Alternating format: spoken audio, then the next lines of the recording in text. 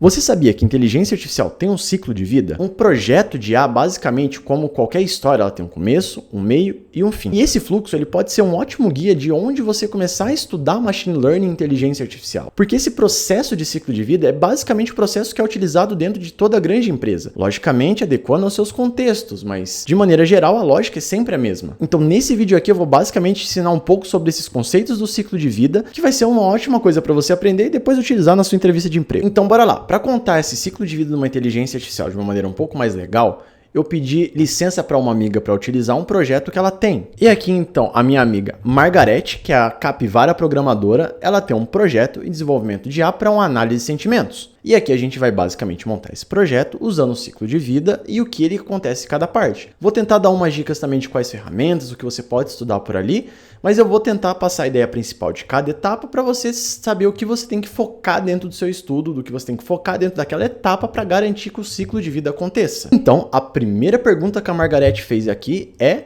por onde começar? E a resposta é basicamente: comece com os dados. Nessa primeira etapa do ciclo de vida, a gente vai começar com os dados, porque os dados são a parte mais importante do nosso projeto. É como a fundação de uma casa, a gente não pode levantar sem ter uma boa fundação, e a fundação do ciclo de vida de um modelo são os dados. Nessa etapa, a gente está falando de dois processos super importantes, que é a etapa de exploração dos dados.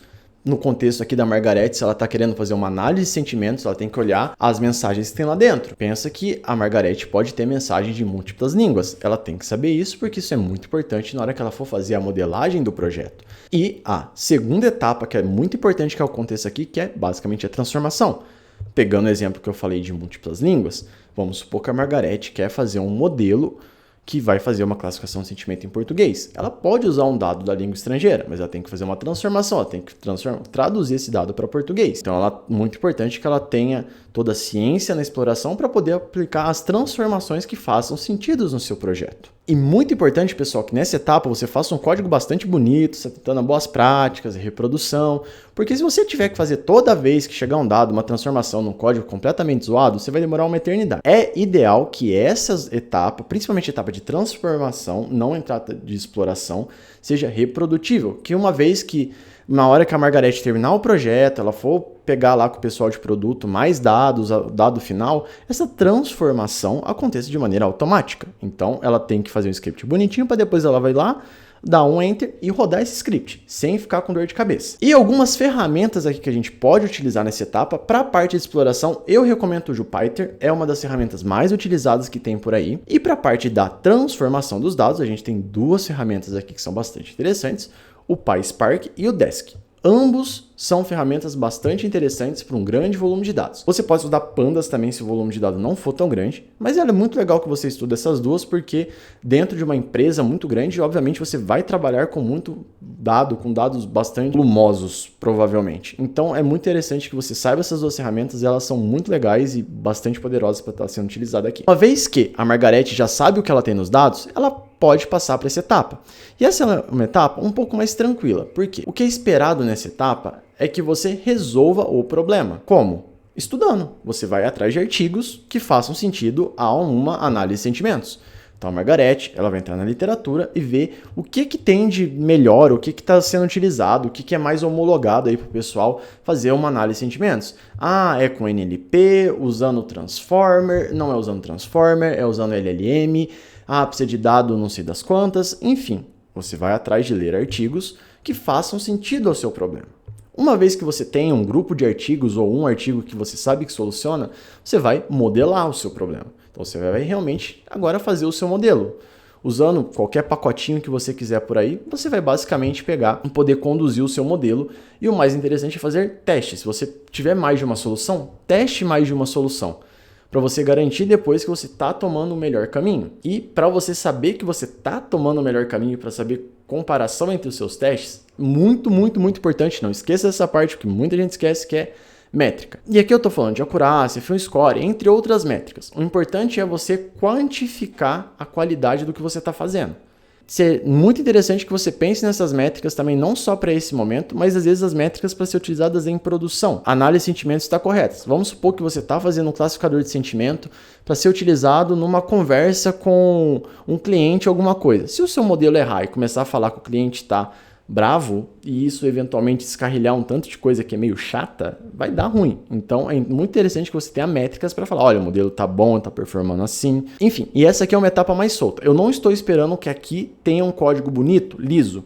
A gente vai pensar nisso numa próxima etapa. Por hora, o foco é resolver o problema. Faça modelos, faça testes para solucionar o problema. E para você estudar, aqui eu recomendaria estudar ou PyTorch ou Scikit-Learn. São coisas básicas para quem está começando e vai abrir uma gama de possibilidade bem grande para estar sendo utilizado.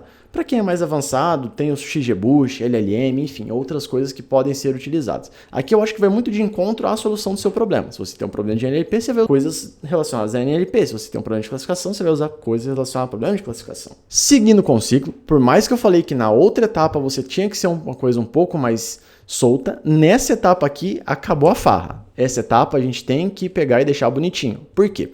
É uma etapa de pipeline do modelo.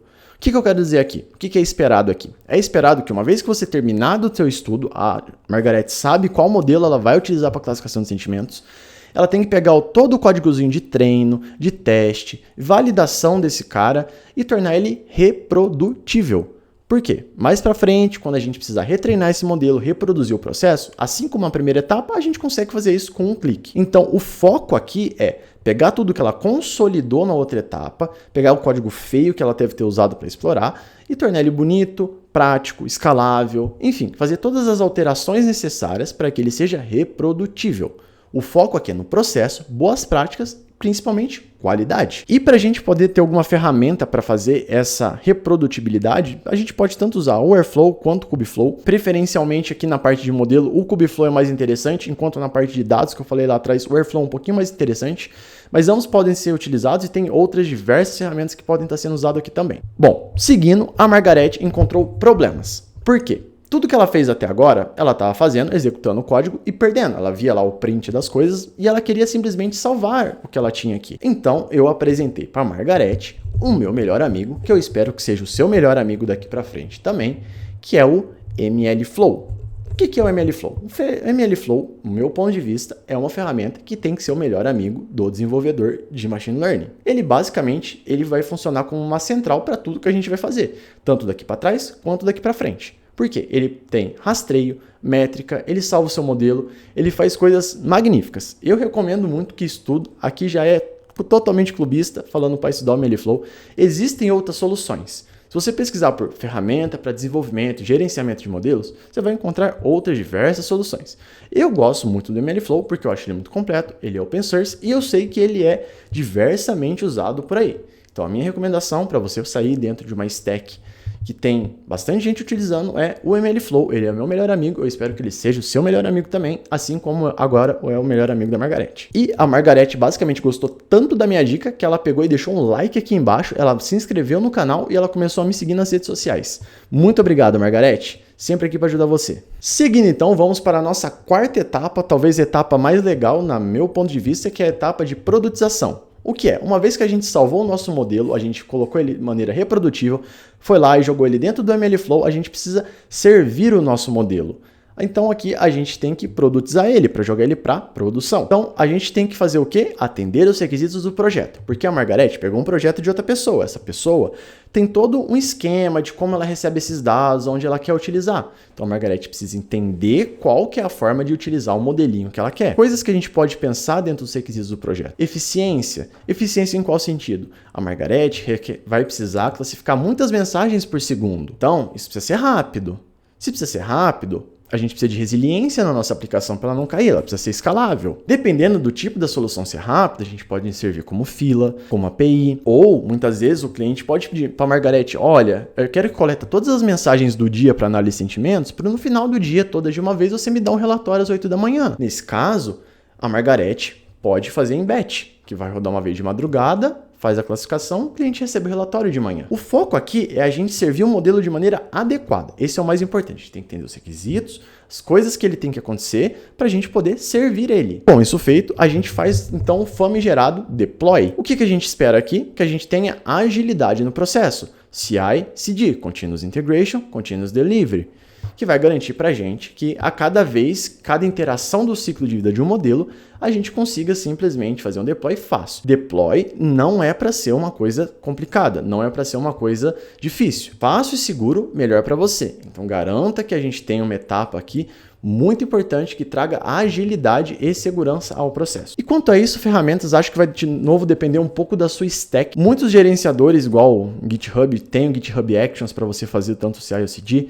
Você pode fazer também, usar o Argo, que é uma ferramenta muito interessante para você. Jenkins também, que ele pode ser bastante interessante e bastante lugar usa. Então a gente vai agora para a sexta etapa, hora de você colher os frutos do seu serviço. É hora da inferência. Finalmente, o seu modelo vai estar sendo utilizado. Esse é o momento que o modelo efetivamente vai ser usado. Significa que se você fez tudo certinho lá atrás, na hora que você fez o seu deploy, você está agora com o modelo sendo utilizado em produção. Se você fez tudo bem até agora, você pode apenas aproveitar o seu momento observando o seu modelo. Tecnicamente, a inferência é efetivamente o ato do modelo estar sendo utilizado. É só uma etapa para considerar que você concluiu que tudo que você fez até agora tá ok, tá funcionando, não tem erro. Porém, nem tudo são flores e é o que vão nos levar à sétima etapa, que é monitoramento. Como eu falei, é o momento da Margareth observar o serviço dela. Então ela precisa de monitoramento, porque erros acontecem. Portanto, você precisa monitorar. Por exemplo, a Margareth está fazendo modelo de análise de sentimentos. Talvez no momento que a Margareth coletou essas informações, ou as informações que foram passadas para ela, podia ser um momento de grande felicidade. Às vezes o produto lançou, todo mundo, nossa, que legal, que legal. Ao longo do tempo, as pessoas começam a utilizar e percebem que às vezes esse produto não é tão bom, o sentimento já não está mais condizendo. As mensagens mudam, então, portanto, o modelo dela às vezes não vai servir mais. Isso acontece. Pode acontecer, independente do modelo que você tiver, é muito difícil um modelo que não é submetido a erros, certo? Então, a gente tem que monitorar. E o monitoramento aqui a gente fala de duas coisas bem específicas, que é o caso que eu acabei de citar, que seria o drift do modelo, o drift do seu dado, ou problemas na sua aplicação. Quando a Margareth criou esse modelo, muito provavelmente tinham poucas requisições, tinha pouca gente utilizando. Só que ela fez um modelo tão bem feito, seguindo todas as fases do ciclo de vida, que ela vai precisar melhorar essa aplicação dela, ela vai precisar suportar mais coisas porque mais pessoas não estão utilizando. Então você tem que monitorar tanto o seu modelo, os dados do seu modelo, a gente está falando de drift nesse caso, quanto recursos da sua aplicação. São duas coisas muito importantes para a gente estar sempre de olho. E o que é muito legal a gente adicionar na parte de monitoramento, tem gente que até coloca isso como uma fase separada do ciclo de modelo, mas de certa forma é importante que ela tenha, não precisa ser tão separado, que é alertas. Tenha alertas, porque cada vez que der um problema nesses dois tipos de coisas que eu falei, se você for alertado em algum lugar com facilidade, tiver um monitor para essas métricas, essas coisas que você está falando, você consegue saber muito mais fácil o momento de partir para o próximo ponto, certo? Bom, então qual é esse próximo ponto? Eu chamei até a Margareth de verdade aqui para poder estar respondendo para a gente, que o próximo ponto basicamente é o primeiro ponto. O ciclo de vida de um modelo, ele é um ciclo, de certa forma, é um círculo. A gente tem começo, meio e fim, quando acaba o fim, volta para o começo.